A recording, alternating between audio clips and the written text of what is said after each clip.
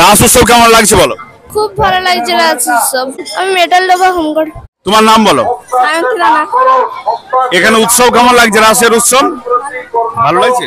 হরে কৃষ্ণ কৃষ্ণ কৃষ্ণ হরে হরে, হরে রাম রাম রাম হরে হরে। হাজার হাজার ভক্তরা প্রসাদ পাচ্ছে। উৎসব কেমন লাগছে বল? খুব সুন্দর। এটা কততম বর্ষ হচ্ছে? এই বছর পঞ্চম বর্ষ পদার্পণ করেছে।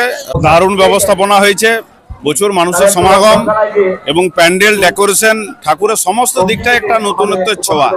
আজ বিভিন্ন এলাকা থেকে সাধুগুরু বৈষ্ণবের পদধূলিতে এই হোমগড় এলাকা পবিত্র বলে আমার মনে হচ্ছে। যেখানে ভক্ত সমাগম সেখানেই ভগবানের বাস, এবং এনাদের যে পরিচালক মণ্ডলীর উদম্য প্রচেষ্টা, যে সমস্ত ভক্তবৃন্দের প্রতি তাদের যে ব্যবহার, আতিথেয়তা, যা ভোলার নয়। এই ধাম পরবর্তী সময় একটা রাসের সেরা জায়গাতে পরিণত হবে।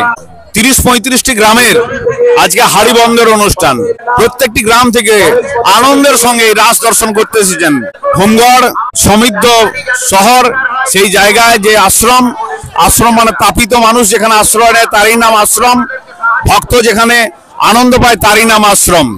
সেই জায়গায় এসে মানুষ হাজার হাজার মানুষের ভিড়ে মিলন মেলাতে পরিণত হয়েছে।